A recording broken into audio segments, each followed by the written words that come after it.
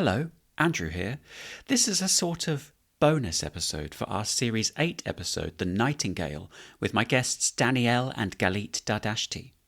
If you've heard that episode, and I really hope you have, you'll know that we talked a lot about how Danielle had discovered boxes containing hundreds of tape cassettes in her parents' basement, on which there were recordings of her family's everyday life, including celebrations, conversations, singing and music from the 1950s onwards. We thought after our conversation that we should probably let you hear some of them too, so in a moment you'll hear the full first episode of Danielle and Galit's podcast, The Nightingale of Iran, and for those of you in the know, it's aptly titled The Time Machine.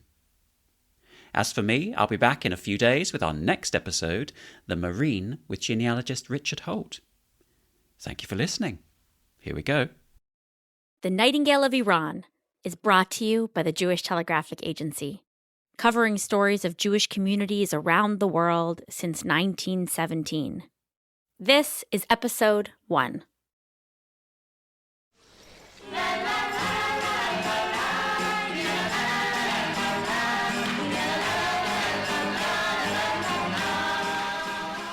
I grew up in a family band, the Dardashti family, a Jewish-American family band. Before my sisters and I were even born, our parents, Farid and Sheila, sang as a duo. Then we joined the show. I'd like to introduce my daughters, Danielle, Galit, and Michelle, and I'm the mom. We performed all over the country, mostly synagogues and Jewish music festivals. This is a 1986 VHS recording, a show called A Dash of Dardashti in Miami Beach, Florida.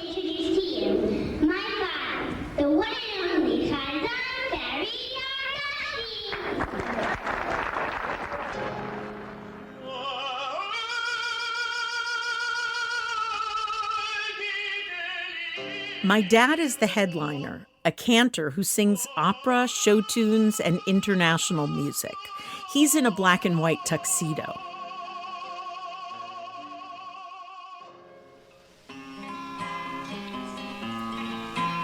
My mom is a folk singer and guitarist. She, my sisters, and I are wearing matching red skirts and shirts with white sashes around our waists.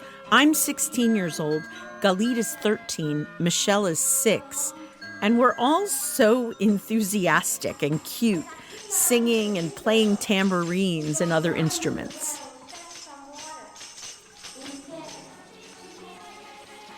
We sang folk music in 12 different languages: Yiddish, English, Hebrew, Ladino, Greek, French, Spanish.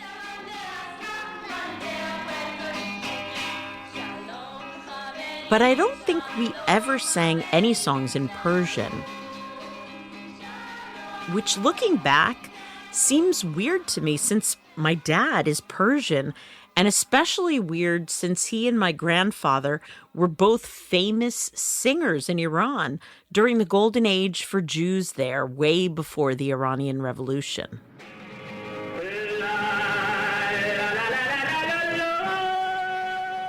In the early 1960s, my father was a teen idol in Tehran, singing pop music on TV. And his father, my grandfather, Yunus Dardashti, was one of the most famous Iranian singers ever.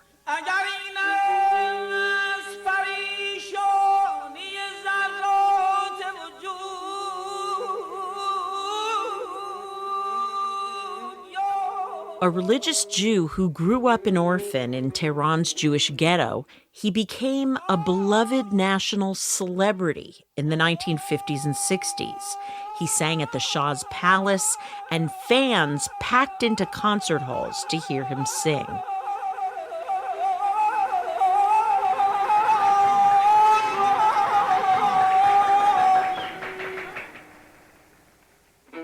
But it was his weekly primetime show on Iranian national radio that made him a household name. It was before TV, when there was only one radio station in Iran and only a few hours of programming a day. People all over the country, Muslims, Jews, everyone, stopped what they were doing when his show came on.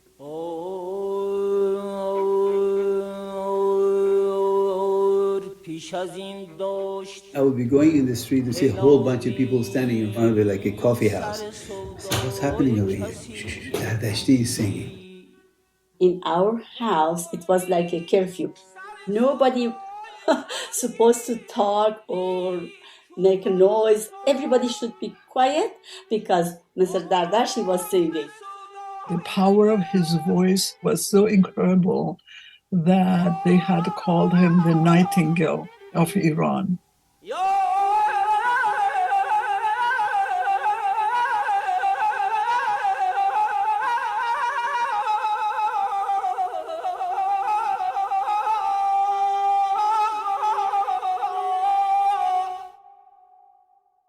But at the height of their fame, the whole family left Iran, and I could never understand why.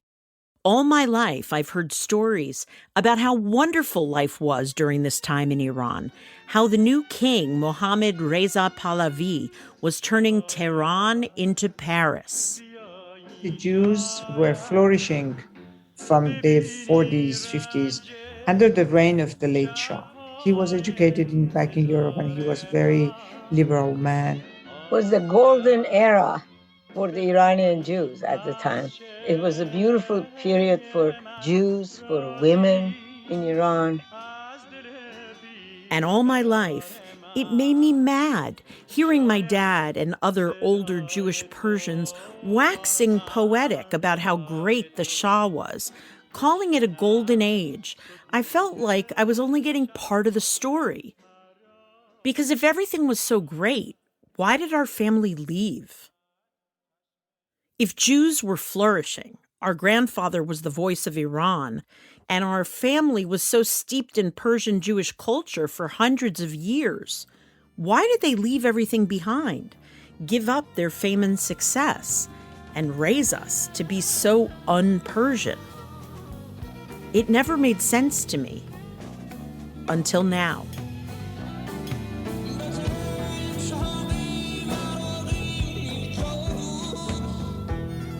This is The Nightingale of Iran, an audio documentary about identity, belonging, and music. I'm Danielle Dardashti, a storyteller, author, and documentarian.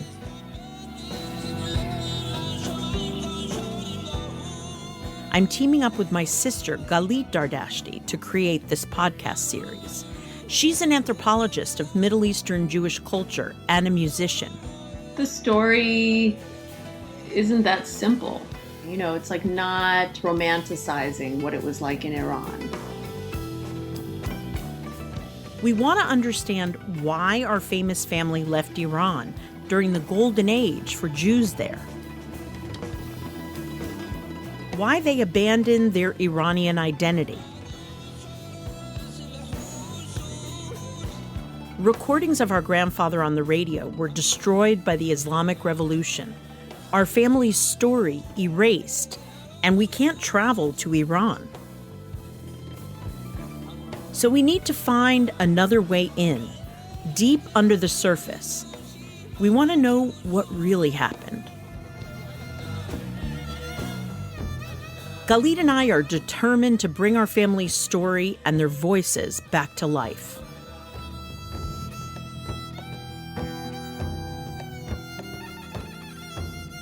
This is episode 1, The Time Machine.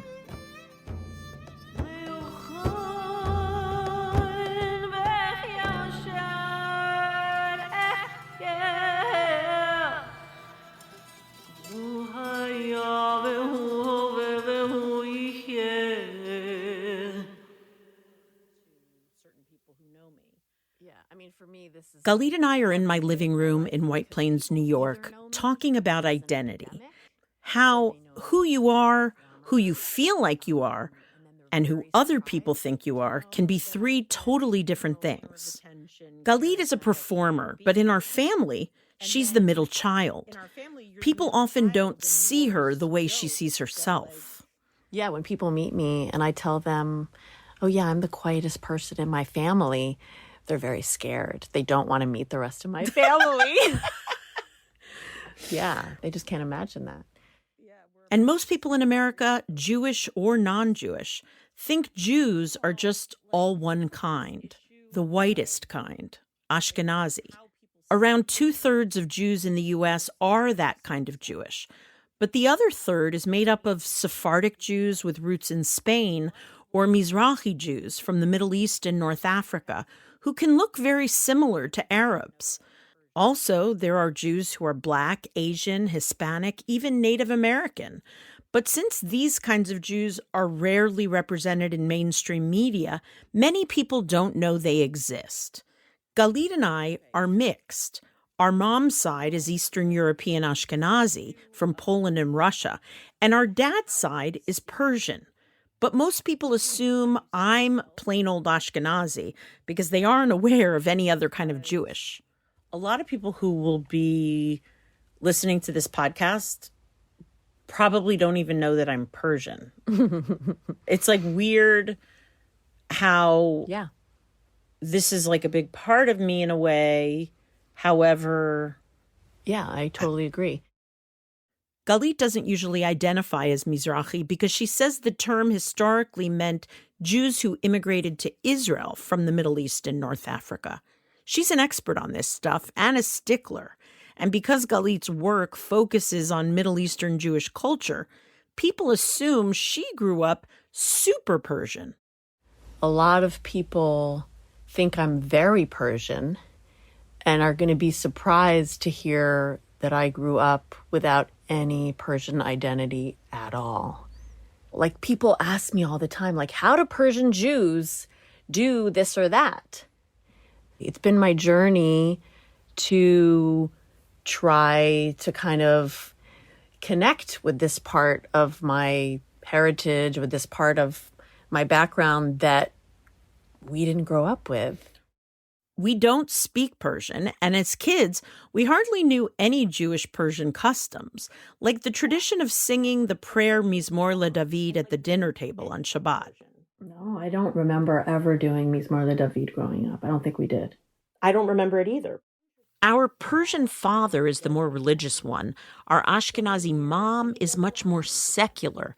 But still, we weren't brought up doing our Jewish stuff the Persian way. He did. The only thing he would do was, is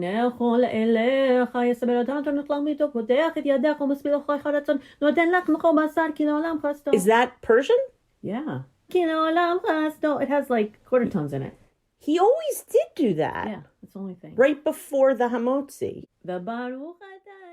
And the names our family uses for parents and grandparents changed a lot over a generation. In Iran, my dad called his parents Maman and Papa. We called them Savta and Saba, the Hebrew words for grandma and grandpa. And we call our parents Mommy and Daddy, the names our mom used for her parents.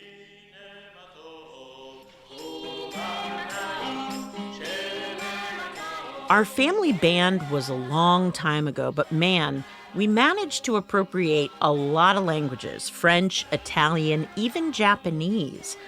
Odd that I can't remember anything we did in Persian. No. Like, we didn't ever sing any Persian songs in any of our concerts. Am I wrong? No, you're not wrong.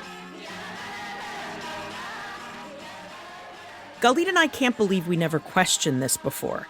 It's never even come up in conversation. And we're a family that talks a lot. Almost nothing is off limits. So maybe why we didn't sing in Persian is a touchy subject. Galit said, let's just ask them. I would like to know from Daddy why, in his opinion, I mean, it'll be, whatever his answer is going to be, it'll be interesting. I wonder if we'll be satisfied by the answer. You might not be.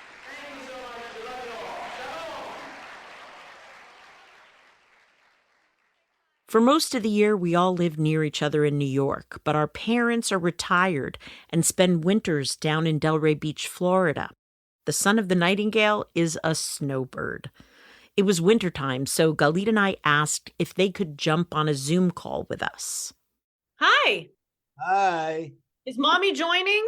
Well, let me see if I can get this thing to be there. Hi, Mom. Hi. First, we caught up a little. She might go out with my friend Dottie's grandson. What? On like a date? Well, they might get together for a walk or something. Wait, you don't think... Then we got to our burning question. How come we never sang any Persian songs as a family? I'll tell you why. Our mom made it sound like she was about to reveal a big secret, but she's just really dramatic. I was sort of wanted you to learn Hebrew, wanted to learn English.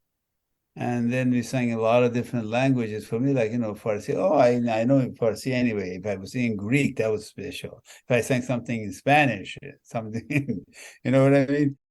Seemed like it never occurred to them either that we didn't sing in Persian. Was it a decision you made that, like, our family shows we would not have any Persian, or did No, it was just... Whatever came easy. They said before we were born, they did sing some Persian songs as a duo. Daddy and I sang Mastom, Mastom, Mastom when we used to sing alone. And then we sang Azizam. We learned that from, where? Should I tell you? It was from a Theater Bekel record with Giula Gil. I've never heard it in Iran. Never heard it. It's possible that it wasn't even Iranian. It was a Afghani. Is that Mastom and Azizam were the only two Persian songs? Well, the only two Persian songs I ever sang. And one of them you didn't even learn from Daddy. I taught it to Daddy. Our American Ashkenazi mom taught Persian songs to our Iranian dad. Galit tried to get them to clarify. You think that maybe the rhythms and the melodies were too difficult for the They were too foreign. More foreign than the songs we did in Ladino and Yiddish and Greek and Japanese? I kept pressing. So, wait, Mom, when you say they were too foreign, and that's why we didn't do the Persian songs in the family band, were they too foreign for you, or were they too foreign for you too, Dad? No, it was for Mommy. And I couldn't play those on the guitar. some of them you needed like a Persian band, or you needed really somebody who was a very good Persian musician, like a pianist who could do those things, you know what I mean? So we were more interested in doing international. So 1 or 2 Persian songs was enough, because we did one in Spanish, we did one in Greek. One, Azizam. We didn't sing, no, we didn't never sang Azizam. When we did a family show, there was never one. There was never one Persian song in our show. I never ever did a concert with you where you sang Azizam or Masto Masto. Right. It's Mastom. It means I'm drunk, I'm drunk, I'm drunk. It started to feel like Galit and I were interrogating our parents, but their answers about needing Persian musicians were too technical and missing the point. We were trying to figure out whether our dad ever wanted us to sing Persian music. It seemed like our mom kind of wished we had. That would have been nice. Let's go back and do it. Okay, yeah, she was joking, but going back in time would be a really convenient way to solve the family mysteries, like why they left Iran in the first place. My dad said if he could travel back in time, he'd want to see his parents. Safta died 23 years ago, and Saba has been gone 31 years. He misses them a lot. Misses the way Saba told jokes, laughing all the way through the punchline. I wish I would have taped him. That would have been the most beautiful thing, to record him telling a joke and laughing at the same time. It was the cutest thing in the world. Oh, God. We loved him so much. But what if I told you I found a time machine? Because I did.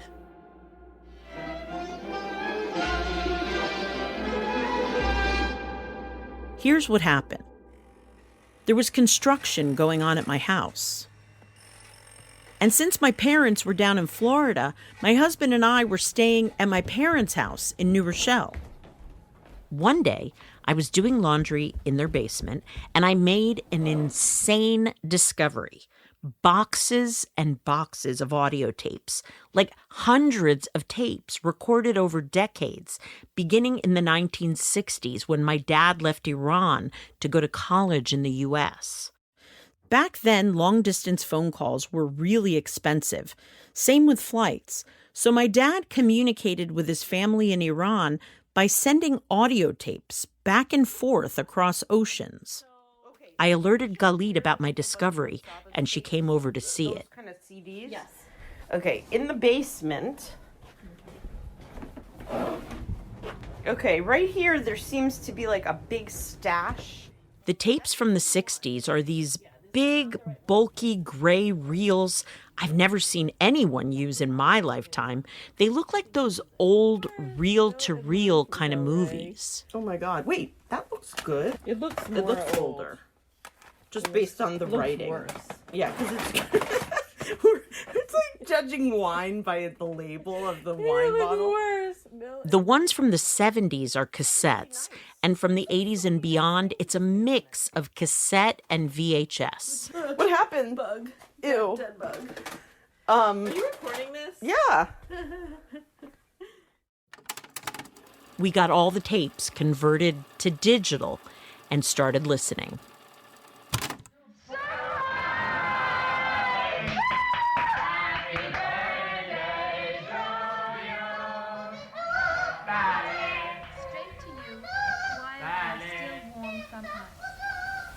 Tonight we will go with my parents to do a show in a bungalow colony.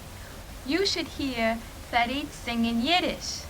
As they say in Yiddish and Hebrew, he has a lot of chayim. Farid has been writing about you in his letters to me and has told me that you are a good family and has been very kind to him. Each tape is like a 2-hour voice memo. They're talking about what's going on in their lives, recording family celebrations, and there's so much music.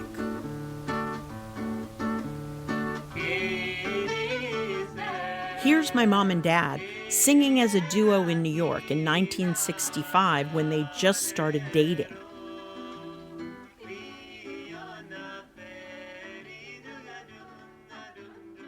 And something I thought I'd never hear. Saba's radio show, just like it sounded on the air in 1963 Iran.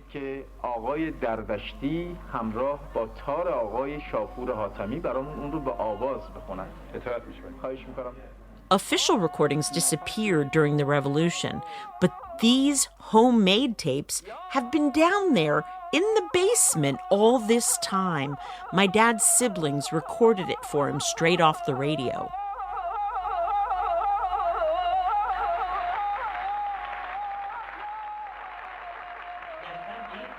Why didn't our father ever tell us about these tapes? He said he wanted to hear Saba telling jokes again, and lo and behold, here are tapes of Saba telling jokes.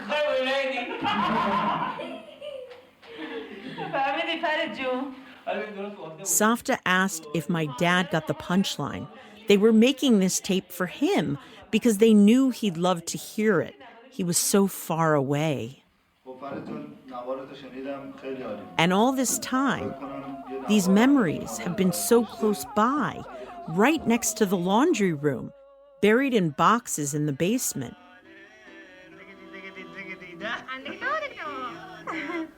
Farid and I got a telephone today, our own telephone. And now, here I am, a visitor from the future, listening in like a fly on the wall, time traveling. I am missing you very much.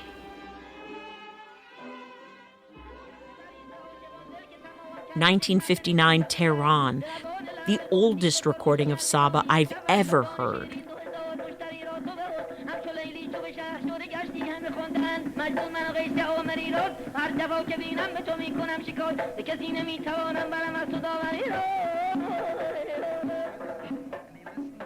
1968, New York City, my mom's dad, Grandpa Louie, saying hello to his new son-in-law's family. In America, and let's hope that in the near future we will be able to meet you in person so that it wouldn't be so hard to communicate with the tapes. Shalom. Lehitraot. Okay, 1963, Tehran. This is so crazy for me to hear. It's my Uncle Yadid, who's lived in New Jersey for the last 50 years, first learning to speak English as a teenager.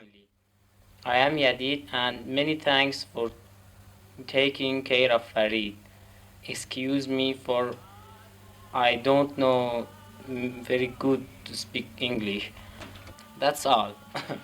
Goodbye.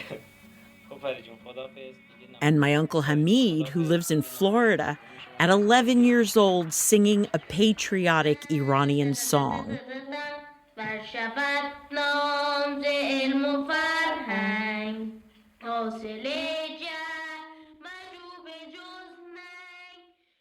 My mom, dad, and Uncle David goofing around like kids.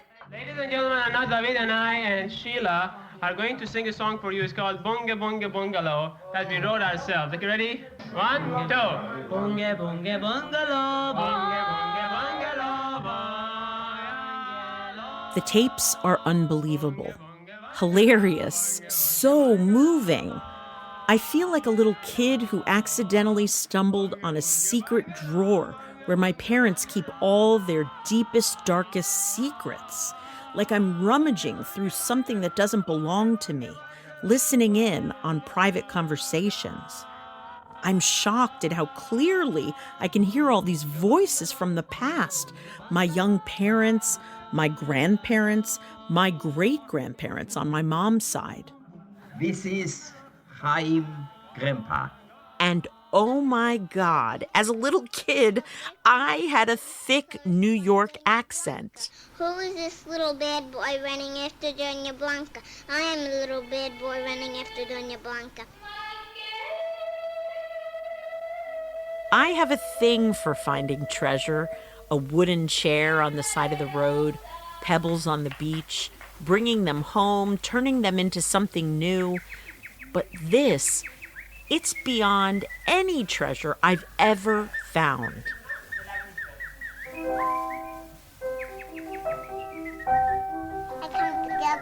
The gelt? Okay, a little loud now so everybody can hear it. I come for the gelt. But I don't have the gelt. I come for the gelt. But I don't have the gelt. I come for the gelt. در دشتی شرکت دارند و من خواهش میکنم برای رنگین کردن این برنامه قطعه آوازی بخونید. آقای دردشتی، شعری که این موقع بفرمایید از کی است؟ پسی و زمان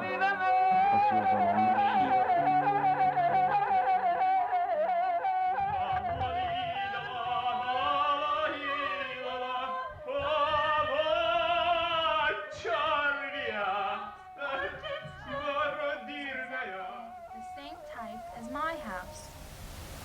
I am going to say so long for now, hoping to hear from you soon. Love, Sheila. Lehitraot.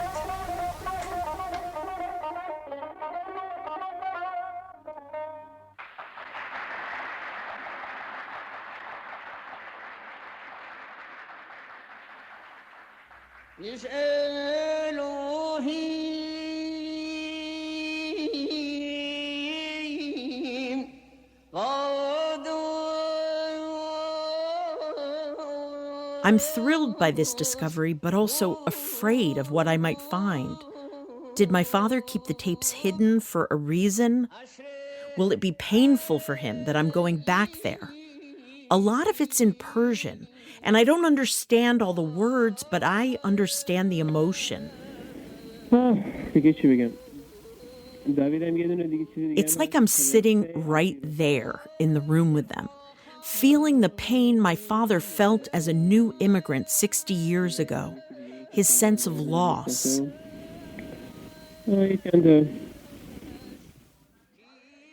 And the excitement he felt introducing his family to his new life in America. And now we are going to have for our second selection, it's going to be the trio, Sheila, Farid, and David. I pour through the tapes like a researcher with a microscope, and new details come into focus, new layers of their lives that help Galit and I understand our family and ourselves. Twists and turns we never expected, including a painful secret.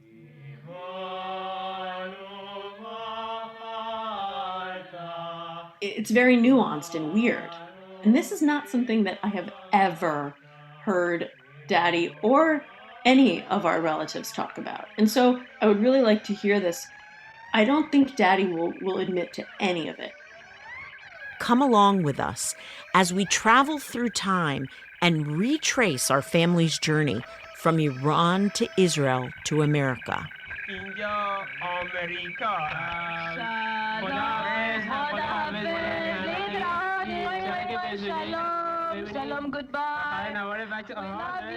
The Nightingale of Iran, a podcast about identity, belonging, and music. We speaking, and they are not answering us. داریم انگلیسی حرف میزنیم باهاشون جواب نمیدن.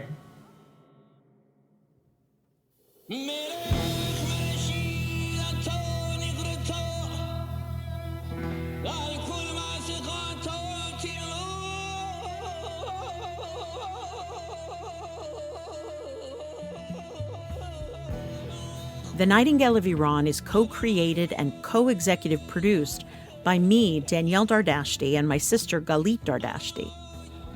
This was episode 1, The Time Machine. I'm the host, writer, director, and senior producer. Galit is the producer, subject matter expert, and musical director. Our theme song, Melech, is from her album Monajat. Check it out wherever you get your music.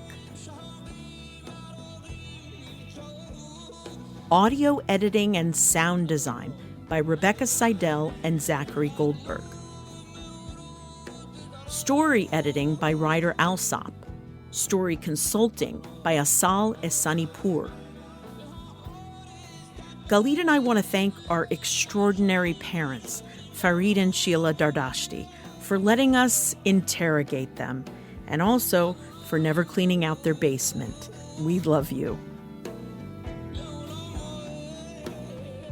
In this episode, you also heard from Shala Javdan, Homa Sarshar, Lily Kippur, and Nahid Pirnazar. The Nightingale of Iran was developed with support from the Jewish Writers Initiative Digital Storytellers Lab, a project of the Maimonides Fund, Common Era, the Eunice and Soraya Nazarian Family Foundation, and the Hyman Brown Charitable Trust. Our nonprofit fiscal sponsor is Bechol Lashon. Our media partner is the Jewish Telegraphic Agency, a publication of 70 Faces Media. Our podcast marketing agency is Tink, and we are distributed by PRX. If you want to know more about the Nightingale of Iran, get some bonus content, info about events and appearances, and how you can support this project, please go to nightingaleofiran.com.